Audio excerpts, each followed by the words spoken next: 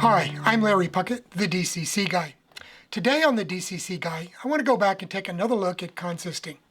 I did a series of 3 videos on consisting in which I covered the basic theory of it, how it all works, and the various CVs involved, and then talked about the different methods. However, since those videos appeared, I've gotten a number of emails and comments back from folks who obviously were still pretty confused about consisting, particularly advanced consisting, because, well, it's advanced. And it does take a bit more to understand how to put those CVs together. So what I want to do is, after we roll the credits here and do the opening, I'm going to go ahead and start by doing a video just on universal consisting, showing you step-by-step how to do it. And then on Monday, after that, I will follow with a second video on step-by-step advanced consisting.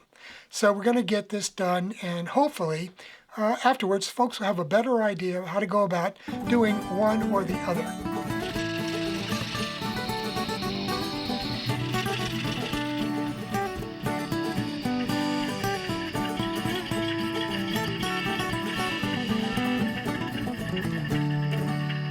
Let's go ahead and get started with consisting step by step using universal consisting the way it's done with Digitrex DCC systems. Now let me point out that this is called universal consisting in Digitrex jargon. NCE refers to it as old style consisting. I think MRC refers to it as universal as well. But it's there. You just need to look at your manual and see how to go about setting up that type of consist, okay? And, we'll be doing advanced consisting in the next video, so, you're going to learn one way or the other how to go about doing this. Now, with the Digitrex system, it is the native consisting approach. In other words, it's built right into the throttle. What I want to do now is show you how to select a pair of locomotives and consist them.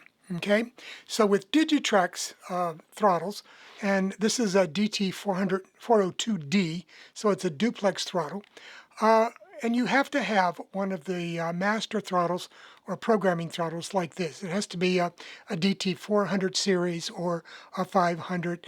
It could be earlier ones that had the capability for programming, but you can't use one of the utility type throttles to do it. Okay, at any rate, now there's one concept you have to understand and that's the top locomotive or lead locomotive. And that's exactly what it is. It's the lead locomotive in the consist. And you start out with it on this right-hand knob, okay?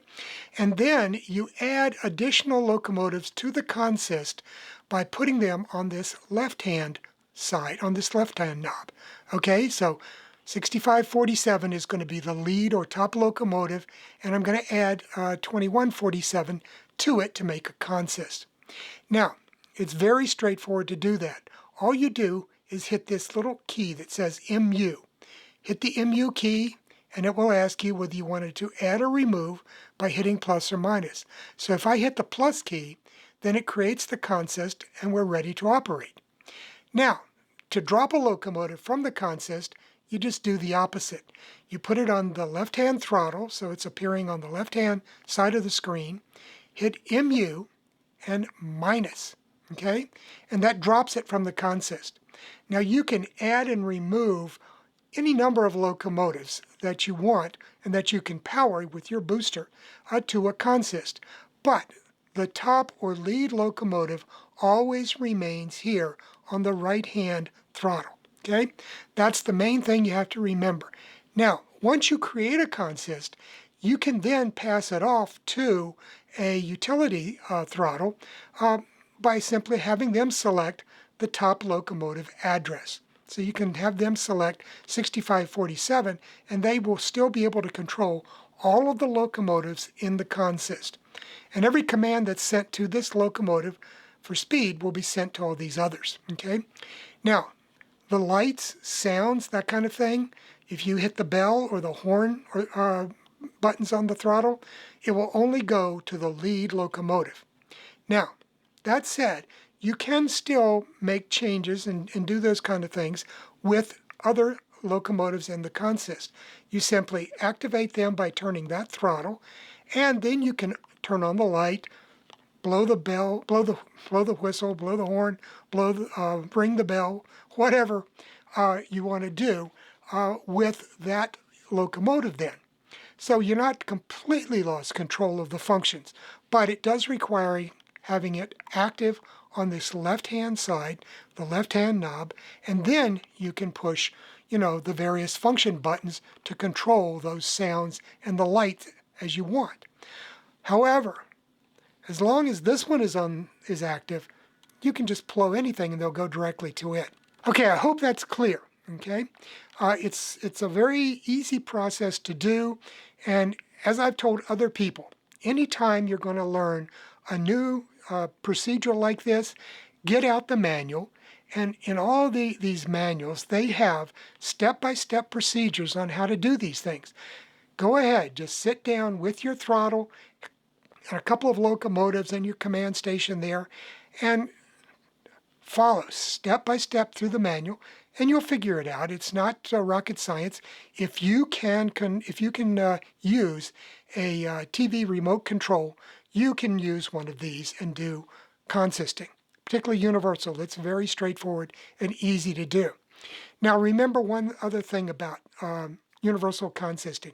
It's also called command station assisted. And the reason it's called command station assisted is because everything is handled by the command station itself and processed in the command station. So all of the locomotives in the consist are in the memory of your command station. So if you push that button to reset all the addresses in your command station or do something of that nature, you're going to wipe out all of your consist information. And that's the one drawback to the universal consisting approach, is everything is stored in your command station, so you stand the chance of losing all of those consists should you somehow wipe out that information. Okay? With advanced consist, you can't do that because the consist information is stored in the decoders. Okay, so now that I've done that, let's go ahead and I'll show you on the layout how we create a consist and get these locomotives moving. Okay, so as you can see here, I have the two H1644 locomotives that I recently showed you how to put a loc sound decoder in. So let's go ahead and I'll show you how we can go about creating the consist for these. So you can see that they're now operating independently. Bring them up together. And you want to make sure that they're both set to operate in the same direction. Otherwise, when you put them in a consist, they'll head in opposite directions. Okay, so let me bring 2147 up and we'll couple up. Okay. There. Now, all I have to do at this point is hit the MU and plus, and I've created a consist, and you can see they'll now move off pretty well together because they have the same decoder and they have the same motors and gears and everything else. So I don't even need to speed match these because they're going to operate very well together because of that. Now, as I showed you, all I have to do then is hit MU and minus and hit enter, and they will now operate as individual locomotives as soon as I uncouple them. There. So now we can break them apart and they can run independently. So you can use this in your operations. You could have a local with two locomotives come into an area, and one locomotive can break loose from the consist and go about doing the local switching in an industry or the like, while the other locomotive sits out here on the main line with the rest of the train. Or they could work together to accomplish switching moves.